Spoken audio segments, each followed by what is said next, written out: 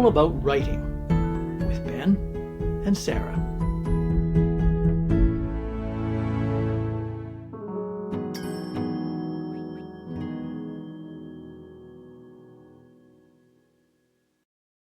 Welcome to All About Writing, the podcast that covers everything about the world of writing from the inside out.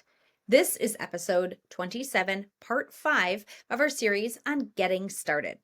I'm Sarah, here with my co-host Ben, who is an award-winning best-selling author and ghostwriter, editor, and publisher. And I'm Ben, here with my co-host Sarah, who is an award-winning best-selling author, screenwriter, editor, and TED Talk presenter. And today, we want to look at what could be a very big topic, and that is what authors inspire us. And more importantly, how should you, as an author who's just getting started, look to your favorite authors for inspiration? Because let's face it, the reason we all want to be authors is because we love books and we love reading. And there are no doubt a lot of books out there that you just love. And like, oh man, I wish I could write like that. And maybe one day you can. But one of the ways that you can get there, one is by practicing, but the other is look at the authors who inspire you. What did they do? Like, why do you love their books so much? And see if you can break it down a little bit. And I'm not saying do the same as them, but take inspiration from them. So we're going to talk about a few examples of authors that have inspired us over the years and how they inspired us and how that's affected our writing. So Sarah, do you want to kick off with one of yours? I am, and I'm going to kick off with one that shouldn't surprise you because I mentioned this in a previous podcast, but for me, Charlotte Bronte, it was by far the most inspirational author I ever read. And I know the old-fashioned type of style in those kinds of, 1800s literature. Not only has it always appealed to me, but for some reason that book, the Jane Eyre specifically, has kind of created my style as a more literary writer, and has kind of put an old-fashioned spin on how I write. My voice is very different from the Bronte sisters, right? Like I don't write like it's 1841, but um but there's a flavor that I've ingested and then somehow spit out in my own style, with that with those that that particular book, but that author. And I it was never a conscious thing, but like you said, practicing and having those books and reading, Charlotte Bronte over and over again on the side while working on practicing being a writer, as it were, right? I developed that style um almost by osmosis without meaning to. And it's not even now until years, decades later that I can look back and go, yeah, I can see where I was inspired and influenced by that genre or those older, classic books. What about Mhm. you? Yeah, yeah. Well, certainly there's been some inspiration. One of the authors that I really have to point to as being a huge influence on me is Tom Clancy. And I grew up, in the 80s when Tom Clancy first hit it big with all these sort of spy and military stories. I really liked them. And I wanted to write military stories too. And so when I first started writing, I I loved his way of structuring his books, where each chapter would be broken into several scenes. Each scene would have the location at the top, like Kiev, Ukraine, and then the scene would start, and then Washington D.C., and then the scene would start, and it was a really punchy way to just drag you into the scene right away. Like that one little line told you a lot about what you needed to know about where this scene was and who was in it, and it helped me to develop a very, very brisk pace of storytelling. Tom Clancy was good at a lot of things, but that was one thing he was really good at, which is keeping the story moving forward, uh, action packed. And I can't deny that it had an influence on me in my early writing. Just action, action, action, action, action. Eventually, I grew beyond that, and actually started to make good characters too. But that was sort of baseline of where I started was just getting the action out there, writing it exciting, keep it a page turner, and that's been a huge influence on the way I write. Is just keep it moving. I think too, we're saying is there are certain things in books that we experience and we read that really appeal to us, and you don't almost know what that is until you've read a little wide, and then you start Hmm. to realize that you're drawn to certain things, whatever that Yeah. might be, in books, in a genre or whatever it might be, and then that kind of becomes your guiding light as you start to write your own, pieces. Yeah, and it can certainly hit us at different times too. Like when I was a teenager, I read Tom Clancy books all the time. I loved them. Honestly, nowadays, I'm not into that genre so much anymore. I've kind of, moved on. I like other things, but I don't deny the influence that it had on my own writing at the time. Even though it's not my favorite style to read anymore, it's definitely had an impact. So, Sure. That yeah. How makes about you? Any thoughts? Anything a little more current than Bronte Mhm. sisters? Oh, come on. All right. Well, fine. I'm gonna go from oldest books to more recent books then. So then my next book or my next writer would be Anita Diamant, who she wrote Hmm. The Red Tent is her most famous book. Um and she really that opened my eyes, that specific book, and that's when I discovered her writing. That opened my eyes to how to take a piece of history and expound on it and Hmm. build from one microcosm of the past, or an old book like the Bible, right? And build the world around it bigger and bolder than it would have ever been any other way. And that was super inspirational for me to go, huh, I can take grains of the past and it, they can be tiny little lost parts of history, or little known, uh you know past, I don't want to say books, the Bible is its own thing, but and use that as the nugget, as opposed to having to come up with something completely brand new. You can almost there's Yeah. almost a whole different richness when you get to, like, use a grain of sand of one real thing from the past. And so I've kind of used that in a different, writing Flats Junction books. It's a made up town, but it Mhm. exists in a real junction that actually existed. All the characters are made up, but they're based on, they're caricatures of real people, and I get to reference real wars, real presidents, real floods, real hard winters, all these real historic things to add Yeah. flavor to a fictional world that I've built, and then my fictional world becomes that much more grounded and believable and rich. So, um, that was a very inspirational, um, kind of book discovery, writing discovery of mine that she put out there for me. Yeah, and I can tell it really shows in your writing, Sarah. I mean, like the rich tapestry that you weave of the realism. I'm sure that, someone could read your books and be surprised to hear the Flax Junction actually doesn't exist, because it seems so real. And I can definitely see the influence on your writing there. That's great. Um, Yeah. Yeah. I uh, I have another one, Yes, please. and this is sort of the science fiction side of my writing, and that's Arthur C. Clarke. He was one of the granddaddies of science fiction with Isaac Asimov and that sort of generation. And I discovered him when I was about 11 or 12. So honestly, a little young to be reading really smart books like that. But I was just swept away by Arthur C. Clarke's ability to write what's called hard science fiction. He was one of those writers who tried to stick with the rules of physics as much as he could, like all the time, and not even as much as he could. He would not break the laws of physics. All of his books were based on what we understood science to be at the time. Quite unlike space fantasy like Star Wars or Star Trek or anything like that, which are great fun, but hard sci-fi is a very strict subgenre of sci-fi, which has a lot of fans.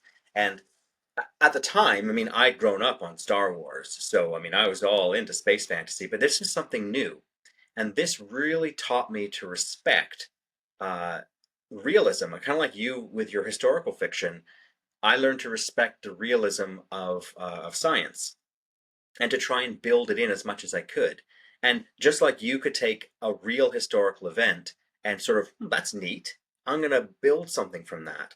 I actually did the same with my first series, the Virtues of War series. I took a real scientific theory that was cutting edge at the time about the nature of the universe, and there's a fourth spatial dimension that we can't see called the bulk. And I read a whole book by a couple of Harvard physicists on it, and I thought it was so cool. But then, of course, as the creator, I went, that would be a great analogy to submarines in space. And so I just kind of went from there, and I was able to build a whole universe. But I built it off of a real scientific theory and was able to then expand it into something that isn't real, but was super cool. And just like with Tom Clancy, I didn't write books like Tom Clancy. I didn't write books like Arthur C. Clarke either. But both of them, with the action-packed pace, pace, pace, military action, and the let's take science seriously and let's be smart about this and let's keep it as real as we can.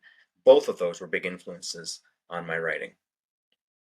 Yeah, that I can, like you said, I can see that influence in your writing. Um and it's funny, I almost feel like we're offering up these very hidden parts of the writing process. In a way, everybody talks about the nuts and bolts of it, but when it comes down to like these these nuanced, you almost have to dig deep and pick apart, like, what is the inspiration and how much have I allowed it to bleed into my work? um and I do want to touch on this before we dive into each of our kind of our last inspirational motivators. But we are definitely not saying plagiarize or copy or anything. No, not at all. Never. It's meant to be, what do you love about these pieces of literature? What speaks to you? Is it because it's an echo of your voice and you're recognizing that this other author has a similar voice on the page to what you sound like on the page? That's Hmm. just kind of like recognizing, like, right? And or maybe it through, like I said, through osmosis, it becomes part of your writing style. But as long as you stay true to like yourself on the page, you'll never be a and it'd be impossible to be a carbon copy of, Charlotte Bronte. I couldn't do it if I Hmm. tried. I don't live in the right century, but Yeah. we just, these are, a lot of these authors, they have their own style that's unmatchable. um but and that, though, I mean, and sometimes it's even just how they piece together their stories that inspires you. And that's like my last one is I don't, she's more recent, but Catherine Arden. I don't know if you Mhm. know her, but she wrote The Bear and the Nightingale. um Oh, yes. Sorry. yeah, Yes. that's okay. So she infuses her work with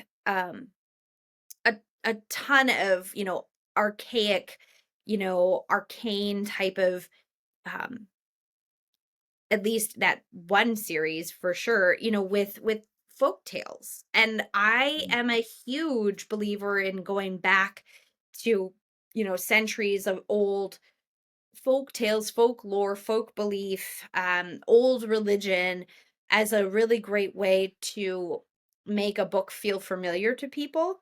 And Mhm. um and she did it so well, and it was a way it really inspired me to go, okay, like, this is how you can weave, this is how you can do that and make it believable, or make it feel, um make it come alive again. And I have not done that in any of my writings, in at least anyway close to how she has, but it's definitely inspired me to start looking poking in even more corners to try and find those lost pieces of folktale and religion to infuse my books with, so they had that familiarity for people. Yeah, and that's a great example too, because you're right. Your writing doesn't reflect what you were just talking about. That doesn't mean it isn't there in some way, in the way that you produce your stories, the way you approach things, the way you think about it. And when we talk about what authors influences, it doesn't have to be overt at all. It doesn't mean like, oh yeah, I want to write like that person. It's just, it's something that inspired us as creators to go, that fascinates me. I love how that was done. I want to know more about that. I want to explore that. And yeah, like you said, Sarah, none of us will ever write exactly the same way as another author, nor should we try to. But if we are inspired by someone, we can sort of go a little way down that path. And they blazed a trail. Well, we're going to blaze another trail over here, but it's sort of got a little bit of direction from them, and it may not even show up. Like Right. my third author is definitely not someone who you would think was an inspiration to me, but she is. It's Joan Wolfe, and she is a romance author, prolific romance author. I discovered her when I was in a phase for a few years of reading everything to do with King Arthur. I was a huge Arthurian fan, and the neat thing is there is no actual one legend of King Arthur. Mhm. The most famous one was written by Thomas and Mallory, like centuries after it would have happened, and that isn't even the real story. And I went on this hunt to find what's the real story of King Arthur, to discover there isn't one. You want to talk about folklore? Yeah, there's no real story of King Arthur. There's just different stories, and you can sort of draw from whatever you want. Anyway, Joan Wolfe, who says prolific romance author, wrote a few stories in the Arthurian Dark Age world. I happened to pick up the one, The Road to Avalon, and had no idea who she was, but looked like a good book. I'll read it about King Arthur. And what I really was inspired by was this, is that ultimately, surprise, surprise, The Road to Avalon is a romance. The love story between Arthur and I think it was Morgan, one of the sisters. And they all change roles through all the different stories, but I think it was Arthur and Morgan. And I remember reading this book, and of course, I wasn't looking to read a love story. I was looking for a cool Arthurian book, but this was a love story, and it totally, totally took me in. And I can still remember one scene where Arthur was trying to get back to where Morgan was, and he just wanted to see her so much, and her writing was so good. It was so compelling. I could feel everything Arthur felt, and and it was just so powerful.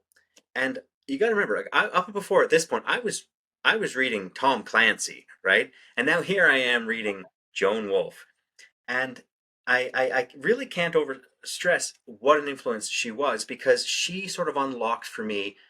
It's all about character.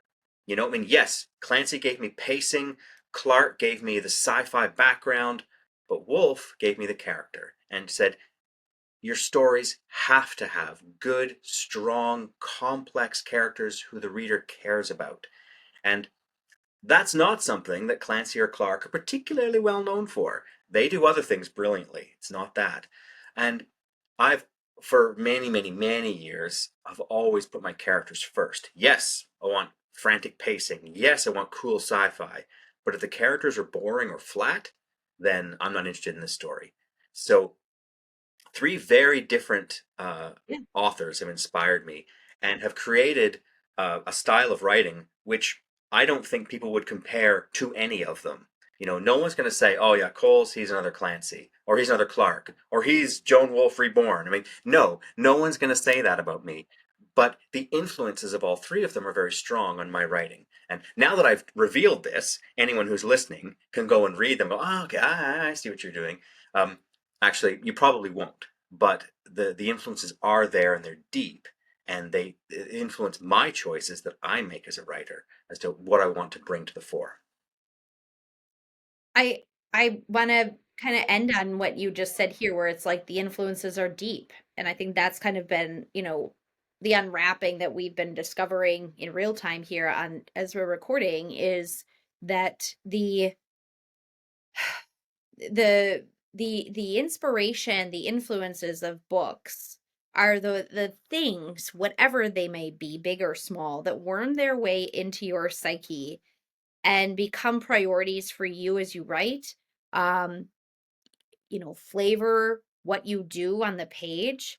And that's a good thing because that, if you create something that's so out there that's never been done, that has had no influence whatsoever on life, by life or other writers or anything like that, it might be a piece of genius, but it might be very hard for people to connect with it because the building blocks of all these other books that have come before us, that allows, that just is, there's a connection there that people recognize. So that's, I think, in a way what makes, you're like, it's a new book, I've never read it before, I've never read this author before, but as you start reading it, there's gonna, again, if you are widely read, there's gonna be a comfort level that comes because those influences that inspired us on the page will make it a little tiny bit familiar for the reader, and it draws them in, um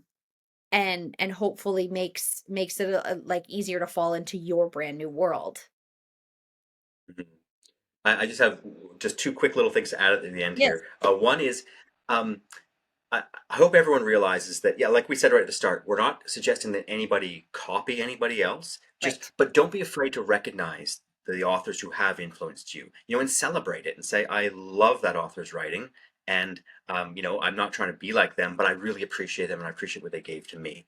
And last point is, when I first launched my author website years ago, I put up a bunch of reviews of books that I liked. And one of them was The Road to Avalon by Joan Wolfe. And I put it up there, and I actually got a tweet from Joan Wolfe thanking me for the lovely review. Totally fanboyed over that. That was so awesome. So thank you, Joan, for noticing, and thank you for your book. That's all I got. That's all I got. I'm done. Oh, you got you got that off your chest. Okay, well, good. Well, then that's a perfect way to end our show for today. So just a reminder, don't forget to subscribe so you don't miss any of these chats, and please leave a review, which really helps us a lot. If anyone is looking for getting some help with their book or how to infuse their most favorite inspirations into a novel, we recommend our friends at Cascadia Author Services. And you can find them at cascadiaauthorservices.com. And finally, don't forget, you can catch up with Ben at Bennett R. Coles as well, .com, as well as on Facebook and Instagram. I'm all over the And you place. can catch up with Sarah at sarah.com and on Instagram. So thanks for joining us today, everyone. Please reach out if there are any topics you'd like us to cover, and we'll see you again when we next chat all about writing. This has been All About Writing with Ben and Sarah.